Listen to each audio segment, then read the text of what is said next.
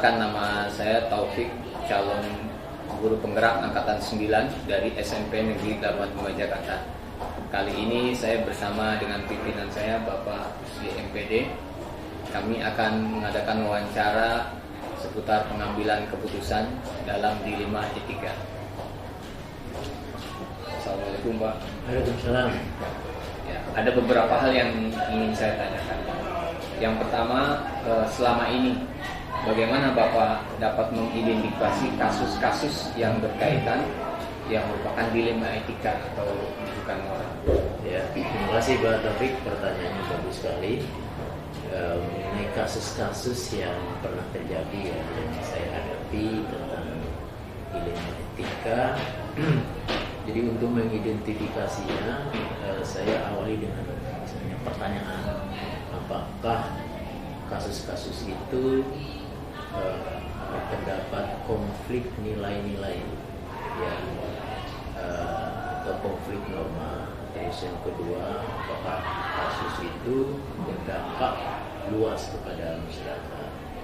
Terus yang ketiga, apakah kasus itu ada pertimbangan etis atau moral yang harus diambil.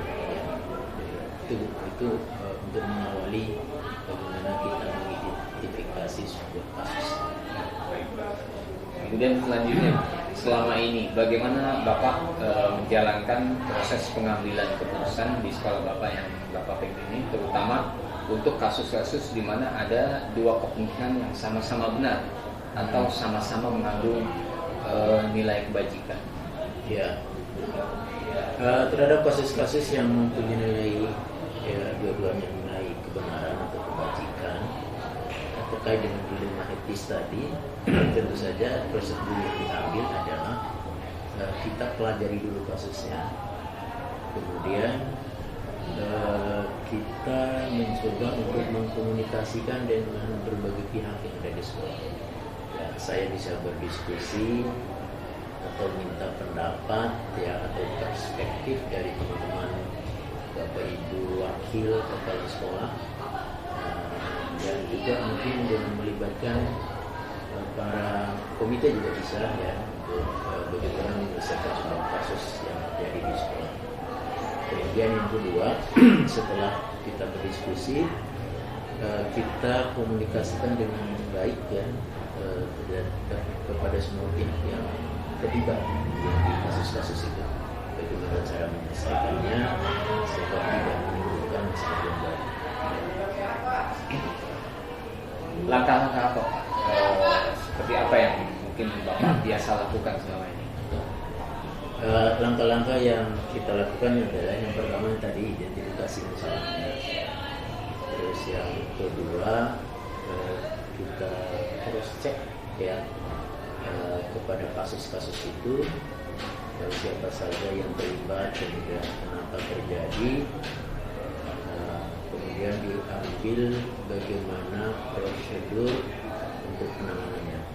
Nah, prosedur untuk penanganan itu kami mencoba untuk melibatkan banyak pihak ya, semua stakeholder yang ada di sekolah yang berkepentingan untuk menyelesaikan masalah itu, kita ajak untuk berlaku bersama-sama sehingga masalahnya bisa diselesaikan secara komprehensif ya, dalam waktu yang cepat, dalam waktu yang singkat, dan bisa dilokalisir hanya di lingkungan sekolah saja.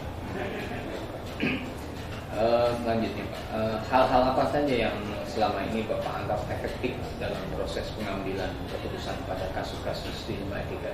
Nah, ada beberapa hal yang menurut saya efektif ya. Pertama adalah komunikasi yang baik ya dengan semua pihak yang terlibat di konflik itu. Kemudian kita coba untuk menjalin kerjasama juga ya. Artinya kita mencoba untuk melibatkan semua pihak ya, untuk hal itu yang sangat efektif yang selama ini dijalankan di sekolah. Selanjutnya, hal-hal apa saja yang selama ini merupakan tantangan ya, dalam proses pengambilan pada kasus-kasus dilema etika? Ya. Tantangan terbesarnya adalah ketika pihak-pihak itu tidak bisa menerima keputusan yang diambil. Artinya secara sepihak pihak-pihak tertentu tidak memahami bagaimana kondisi sekolah, sehingga mereka berpikiran menurut cara mereka sendiri. Nah, oleh sebab itu perlu diberikan pemahaman yang baik kepada pihak-pihak yang menentang keputusan yang diambil. Selanjutnya, Pak, apakah Bapak memiliki sebuah tata kelola atau jadwal-jadwal tertentu dalam proses penyelesaian kasus di ketika ini? Ya, selama ini kita tidak ada jadwal khusus ya Pak Taufik ya. Pokoknya semua kasus yang terjadi langsung diselesaikan secepatnya di saat itu juga.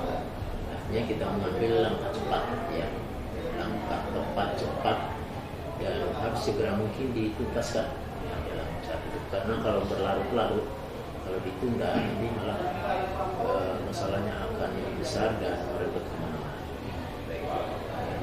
Jadi Bapak langsung menyelesaikan di tempat? Ya, langsung selesai. Pertanyaan selanjutnya, adakah seseorang atau faktor-faktor apa yang selama ini mempermudah atau membantu Bapak dalam proses pengambilan keputusan dalam kasus-kasus dilematika seperti ini? Ya, karena sekolah ini adalah sebuah organisasi di mana di dalamnya banyak sekali orang terlibat ya. Tentu saja dalam mengambil keputusan itu saya juga mendengarkan masukan, arahan dari pihak-pihak lain seperti pengawas ya, sekolah, kemudian para wakil saya, dan juga kadang-kadang kita juga mengharapkan ada masukan dari komite sekolah ya. Nah, dari semua hal yang sudah Bapak sampaikan, kira-kira pembelajaran apa yang dapat Bapak petik dari pengalaman Bapak dalam mengambil keputusan dilema etika ini? Pelajaran yang bisa diambil bahwa segala sesuatu itu dalam mengambil keputusan itu harus mempertimbangkan banyak hal. Ada etika, kemudian ada peraturan ya, regulasi. Sehingga kalau kita memegang pada dua prinsip itu, etika dan regulasi, insya Allah ya kita dalam menjalankan tugas itu bisa melaksanakan dengan sebaik-baiknya dan akan mewujudkan seorang pribadi kepala sekolah yang berintegritas. Baik Pak, mungkin itu cukup pertanyaan-pertanyaan yang ingin kami gali dalam proses pengambilan keputusan di sekolah yang Bapak pimpin ini. Saya atas nama pribadi mengucapkan terima kasih dan mudah-mudahan kami doakan agar Bapak senantiasa diberikan kesehatan, kemudian diberikan kemudahan dalam proses penyelesaian masalah kasus-kasus dalam dilema etika yang terjadi di sekolah ini. Begitu aja Pak. Ya. Terima kasih.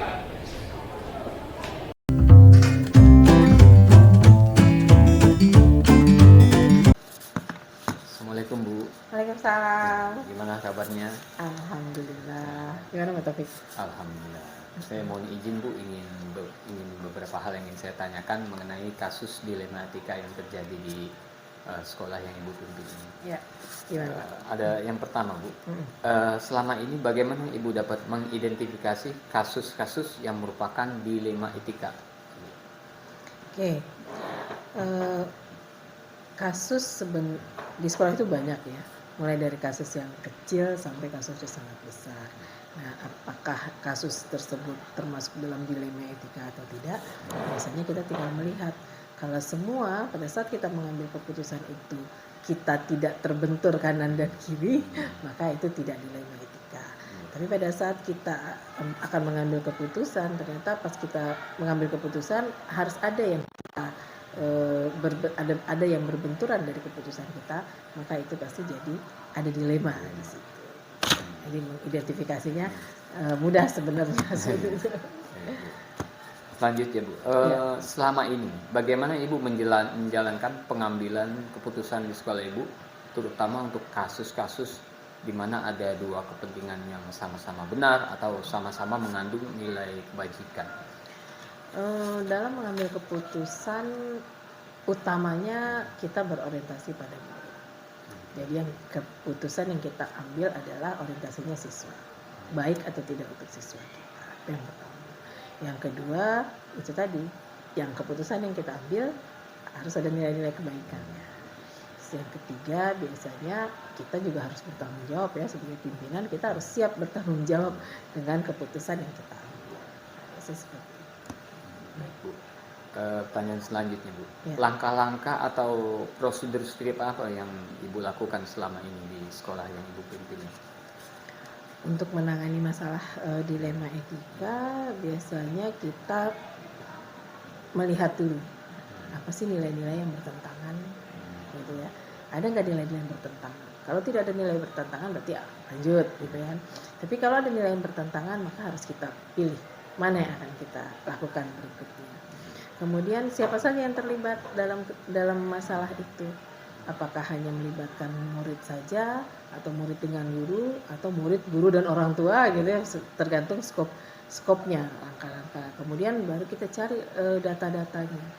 Jadi kita dapat data-datanya, apakah datanya yang untuk masalah ini apa data yang kita dapat. Nah kemudian setelah itu baru kita lihat benar salahnya. Gitu. Dan semua itu kita bahas bersama dengan tim yang ada. Jadi poin besarnya sih kita buatkan dulu aturannya seperti apa. Pertanyaan selanjutnya Bu, hal-hal apa saja yang selama ini Ibu anggap itu efektif dalam pengambilan keputusan pada kasus-kasus yang terjadi dalam kasus dilema etika ini? Pertama, sekolah harus punya SOP. Ya, harus ada SOP. Dan yang kedua, SOP-nya harus tersosialisasikan. Ya, jadi harus ada SOP, yang kedua tersosialisasikan. Nah, kalau dua hal itu sudah kita lakukan, maka akan menjadi sangat efektif pada saat kita mengambil keputusan.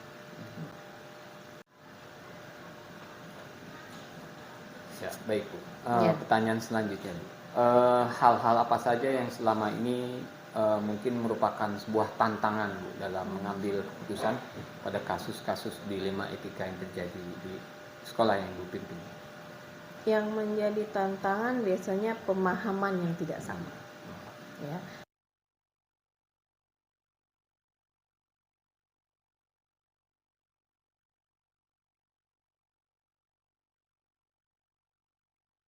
Mengambil nilai berdiri pada nilai yang universal itu saya rasa akan memudahkan semuanya.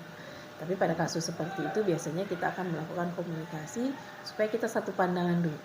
Nah kalau pandangan kita sudah sama maka kita bisa menyelesaikan dengan mudah. Selanjutnya Bu, apakah Ibu memiliki sebuah tata krama atau jadwal tertentu dalam penyelesaian kasus etika ini? Apakah Ibu langsung menyelesaikan di tempat atau Ibu memiliki jadwal untuk menyelesaikannya? Dan bentuknya seperti apa Bu yang biasa Ibu jalankan di sekolah ini? Kalau untuk kasus yang harus kita selesaikan cepat, kita selesaikan di tempat. Jadi kita selesaikan di tempat. Tapi untuk kasus yang tidak harus saat itu diselesaikan, maka kita lakukan langkah-langkah. Pertama kita pasti berkomunikasi dulu dengan tim kita. Ini ada kasus seperti ini, bagaimana pandangan tim, baru kemudian kita lakukan atau kita buat keputusan. Jadi kita melibatkan stakeholder tergantung kasusnya seperti apa. Tapi apakah itu terjadwal? Terjadwal untuk kasus yang tidak harus diselesaikan secara cepat, itu biasanya kita menjadwalkan, mengkomunikasikannya pada saat rapat-rapat mingguan. Jadi setiap minggu kita lakukan rapat evaluasi untuk bidang, maka di situ kita selesaikan. Disesuaikan Bu ya. Ya. Pertanyaan selanjutnya Bu. Apakah ada seseorang atau faktor-faktor yang selama ini mempermudah atau membantu Ibu dalam proses pengambilan keputusan dalam kasus-kasus dilema etika? Kalau seseorang itu lebih ke tim, ya, karena kita memimpin sekolah ini tidak sendirian. Sebagai kepala sekolah kita sendiri, tapi kita punya tim yang akan membantu mensupport kita untuk menyelesaikan berbagai masalah. Dan dengan mengkomunikasikan itu bersama tim pasti akan banyak masukan untuk memudahkan. Itu untuk orangnya. Tapi untuk faktornya itu Ibu sampaikan tadi, harus ada aturan, harus ada SOP yang sudah kita sepakati bersama. Itu mempermudah kita menyelesaikan masalah. Yang terakhir, Bu, Ya. Dari semua hal yang telah Ibu sampaikan, kira-kira pembelajaran apa yang dapat Ibu petik dari pengalaman Ibu dalam mengambil keputusan dilema etika yang terjadi di sini? Yang pertama, kita harus berkompromi dengan diri sendiri. Itu hal yang pertama. Kita harus bisa berkompromi dengan diri sendiri. Yang kedua, sepertinya saya mendapatkan pengalaman semakin